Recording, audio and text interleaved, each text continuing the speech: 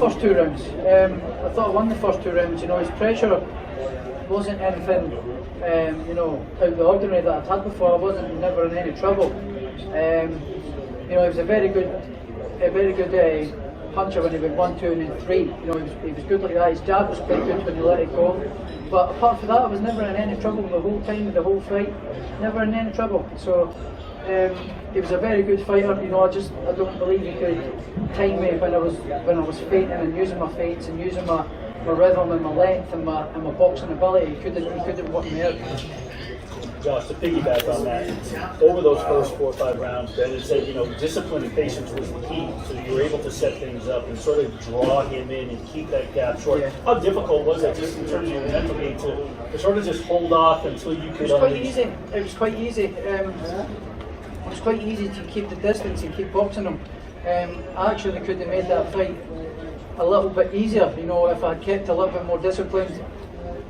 When he got you know, success was when I put my hands up and closed my guard and I let him throw. That was when he got success, and he was strong doing that.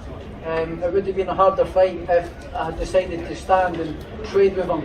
Even though when I did decide to trade with him, I outfought him and landed the better punches.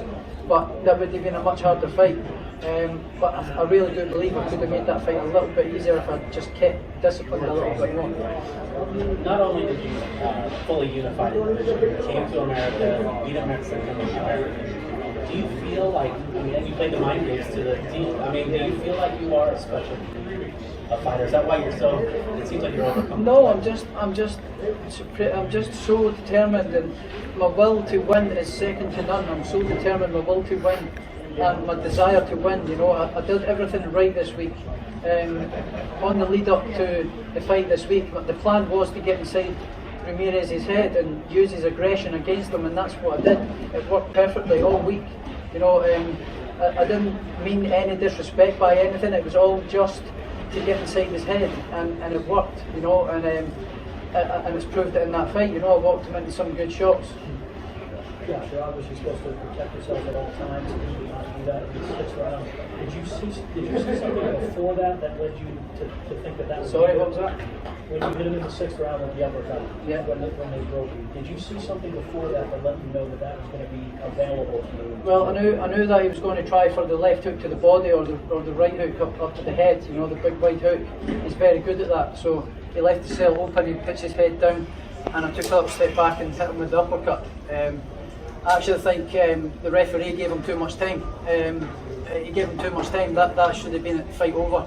Then I thought the count was much longer. Josh, are you surprised he stayed to the last bell? Because it looked like in the 7th you were on your way to a stoppage. It was very, very tough. I mean, hats off to Ramirez. He was a very, very tough guy. Tough fighter. What a champion he was. Great person as well. You know, I've nothing but respect for him and admiration for him. Even more so now after that fight. You know, he was a very good champion fighter.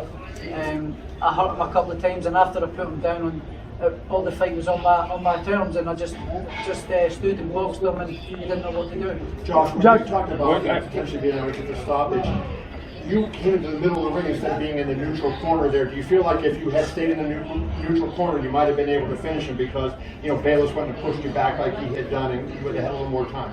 I don't know. I'm not sure. If I'd had a little bit more time, then yeah, because he was really flailing that round, you know, and then the bell went. You know, I believe the count was longer than it should have been anyway. But it is what it is. Josh, congratulations on the win. Thanks, Ellie. Thank you. You're welcome. Yeah. You have a lot of options now. Do you fight Teofimo if he wins his next fight? Do you move up to 47? Do you move down to 35?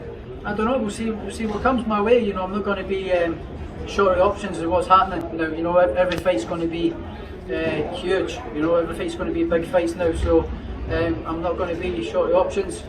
So we'll just take it and see what comes my way. You know, just ride the wave. Anyone you want? Anyone on your mind? Anyone? No, I'd like to go up to 147 and chase a real big fight like Terence Crawford. You know, I'm not going to sit and call him out and stuff. I think he's a great fighter, but I just think 2 undisputed champions going at it at 147 would be awesome. Would be amazing. Over there, Thank Josh. You know, a lot of talk before the fight, but what did you say to Jose once you guys came together after the final bell? Just nothing but love and respect. You know, it was nothing but respect, and it was just all mind games to get inside his head before the fight. You know, I meant no disrespect or no nothing towards him all week. It was just to wind him up and get him angry, get him agitated, and that's what I did. The plans, what I planned to do this week worked to a T. Josh, congratulations as always, my man. But you mentioned there that 147 Crawford is a dream fight for you, but I know a dream fight for you is Edinburgh Castle or Easter Road back home in Edinburgh. The Scottish fans came to you in Las Vegas this time round. Do you think that you don't owe them that, but do you think it's going to be good to give your Scottish fans something to get that Edinburgh Castle fight or that Easter Road fight next? Yes, man. Andy, I've no boxed in my home city since I believe it was Miguel Vasquez at Ingolston in Edinburgh at the airport, which was a few years ago now. So I'd love to go back home and take a big fight back to Scotland, you know. And now, especially now is the time to get that fight at Edinburgh Castle or Easter Road. I know Easter Road are going to be up for having me there, and they've said it to me a few times. So I'd love to have it at Easter Road, but I'd love to fight at Edinburgh Castle. You know, I think that would just be iconic with the castle lit in the background. Keith over there. Josh, is there, even though you can still beat 140, do you feel there are any fights really for you there that are big enough fights like Mikey Garcia or someone like that? There is big fights there, yeah, 100% of big fights. There's good fighters there, you know. I'll make 140 easy, so easy. So we'll just see what comes my way. What about you think about fighting Mikey Garcia? Sorry? Mikey Garcia is looking for a fight now because obviously he went for the Pacquiao. What do you think about the potential? Yeah, I think he's a great fighter. You know, anybody who wants to have a fight, you know, and it makes sense and it's what I want to do, and I'll fight anybody. I'm not afraid to fight anybody in this game. Do you move past the Catterall before now? I mean, given how big this fight was and the money you have? We've also got Catterall as well. We might have to do that first as well. He agreed to step aside for to let this fight happen. So if I have to do that next, we have to do that next. But if something bigger comes along, then we might have to go for that, you know. Josh, just looking at your left hand, it looks like it's pretty badly swollen. Is it hurt and do you feel like it might be broken? Yeah, I don't think it's broken. It is pretty bad. It is pretty bad, but it's a small price to pay for what I've just went through. You know, I think it was a shot when I moved to the side and he came at me and I hit my left hook. It did hurt the hand a little bit. I felt it hurt the hand a little bit. Josh, has this moment hit you yet? You're undisputed champion at Definitely 140 not. pounds. Definitely not. I mean, I've trained and visualised for this moment so long. I don't feel surprised. I really don't feel surprised that I'm undisputed champion. It'll not hit me until I sit back, you know, maybe tonight or tomorrow when I get home. I'll not hit me what I've realised what I've just achieved. You know, it's something special, but you know, it's not something yet. It's not something. Definitely not. When you look at how the fight played out, did it go the way you felt it would? And if not, what do you think you could have done differently? Yeah, I thought it played out the way it was going to play out. I could have made it a little bit more easier if I'd just boxed, you know, if I hadn't tightened up and let him get his punches off. But it kind of played out the way I thought it was going to play out. Josh, was there ring rust, given the fact you only had like a half a round in like 14, 15 months? Do you think there was ring rust? No, that's the thing, but were you concerned about that? No, not at all. As I've said in all my interviews, I don't believe in ring rust. I got all the preparation in the gym. I got great quality sparring. From early on in my camp, you know, varying up the quality of sparring, you know, and sparring partners working on things that weren't all in wars. It was all working on technique and things that Ben and I have been working on for the last 18 months. You know, and it all paid off. So, no ring rust. Last one, guys. Josh, Last one, no, right. Keith is the last one right here. Josh, I know you were. I'll get you next. Thanks, I'll get you mate. next, yeah. I knew you were confident that you won the fight, but you were a little uneasy about the judging panel going into it. Yeah. Before they announced the decision, what were you feeling and how confident? I had absolutely no doubts in my mind, but them scores were an absolute farce. Them scores, if I hadn't knocked Ramirez down, that'd have been a draw. That'd have been a draw if I hadn't knocked him down. That was an absolute joke.